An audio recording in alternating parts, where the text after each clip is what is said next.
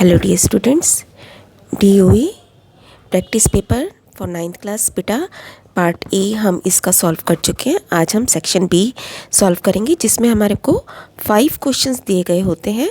10 marks की weightage होती है और क्वेश्चंस के साथ इंटरनल चॉइस भी होती है, जहां दोनों में से एक पार्ट आपको करना होता है। लेकिन अभी हम दोनों पार्ट्स करेंगे। तो क्वेश्चन नंबर 21 इस बेटा, एक चतुर्भुज के कोणों का अनुपात 3:5:9:13 है, सभी कोण बताइए।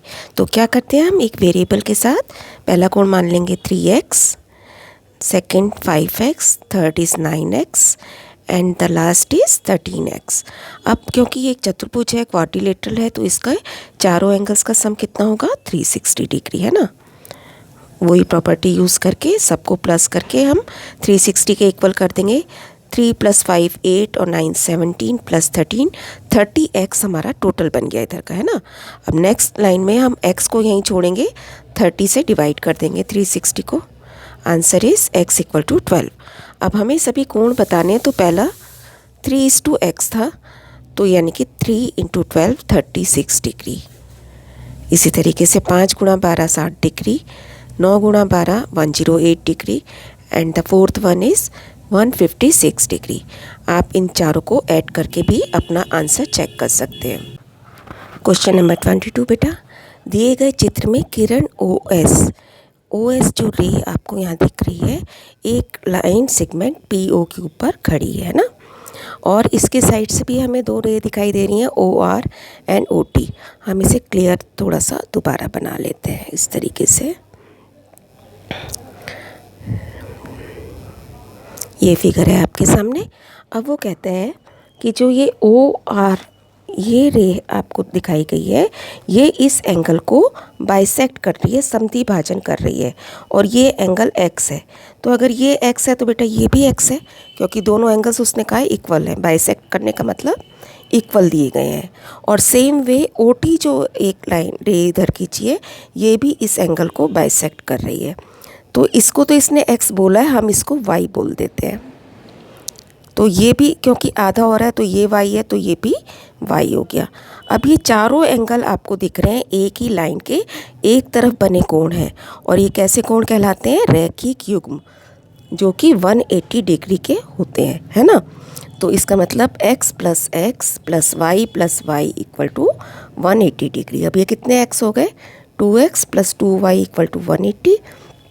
2 कॉमन निकाल दिया, 2 को अब हम डिवीज़न में ले जाएंगे, क्योंकि 2 यहाँ पे पूरे ब्रैकेट के साथ गुणा हो रहा है, तो ये इधर जाके भाग हो जाएगा।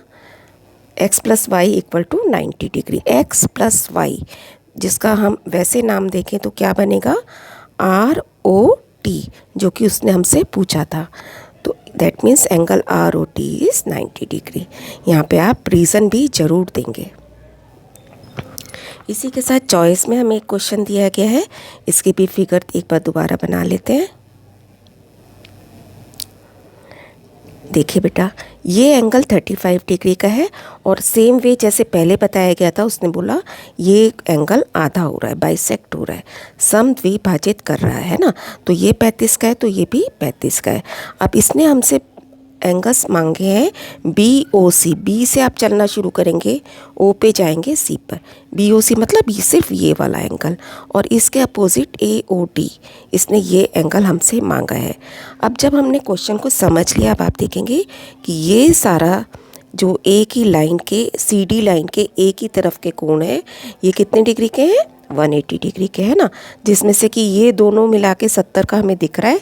तो ये जो BOC जो उसने हमसे पूछा था, ये सीधा आपके पास 110 डिग्री का हो गया। आप बिल्कुल मेंटली भी कैलकुलेट कर सकते हैं इसे, है ना। रीज़न दे देंगे साथ में। BOC + 70 इज़ 180, 70 माइनस कर दिया 110, और BOC के अपोजिट ही AOD है, क्योंकि ये वर्टिकली अपोजिट शीर्षाभिमुख कोण है, तो ये एंगल भी 110 डिग्री हो गया। क्वेश्चन नंबर 23, यदि एक बिंदु C 2 बिंदुओं के बीच इस प्रकार स्थित है कि AC = BC। एक आप लाइन ड्रॉ करेंगे, ए बी लाइन हो गई, उसमें सी इस तरीके से है कि इधर का हिस्सा इसके हिस्से के बराबर है। तो हमें प्रूव करना है A C is equal to half of A B. Now A B is A C plus B C, है ना, फिगर से हमें दिख रहा है। और आगे हमें ये भी पता है, उसने ये भी दे रखा है कि ए सी बराबर बी सी। तो बी सी को अब हम हटा देंगे, बी सी की जगह भी क्या लिख देंगे, ए सी। तो कितने ए सी हो गए, 2 ए सी। 2 को अब बटे में ले जाएंगे और यही उसने हमसे प्रूव करने को बोला था। इसी के साथ चॉइस में है यूक्लिड की 5वीं अभिधारणा लिखिए, 5th पोस्टुलेट। तो ये आप लिख देंगे।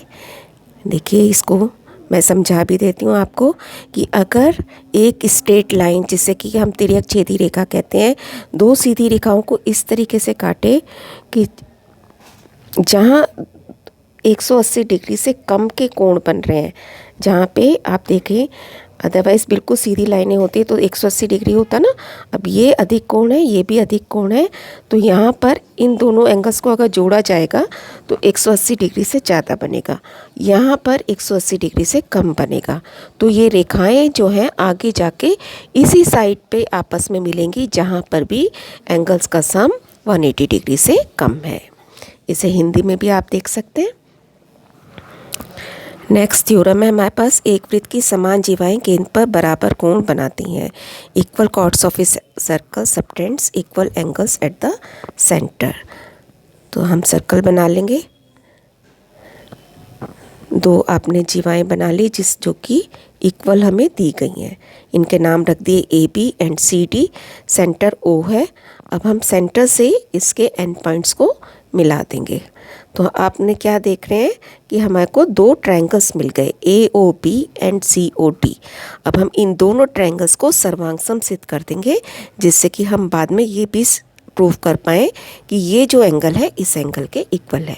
सेंटर पे बन रहा है ना एंगल, ये वाला, ये हमें प्रूव करना है इस एंगल के बराबर है। इसको हम नंबर दे देते हैं, एंगल 1 एंड एंगल 2 दिया है हमें। आप लिखेंगे एक वृत्त जिसका केंद्र O है एंड 2 जीवाएं A B and C D हैं। A circle with centre O and equal chords A B and C D. Proof क्या करना है, angle 1 is equal to angle 2। रचना आपने कंस्ट्रक्शन क्या की है, O A O B O C and O D को ज्वाइन कर दिया। उत्पत्ति प्रूफ में हम क्या करेंगे, दोनों ट्रायंगल्स को कंसीडर करेंगे, A O B and C O D. इसमें सर्वांग समसिद्ध करने के लिए आपको पता है हमें 3 चीज़ें बराबर चाहिए। तो क्या है बेटा, ओ ए बराबर ओ डी, कुछ भी लिख दो, ओ ए बराबर ओ डी। एक इधर का देखना है, एक इधर का देखना है ना।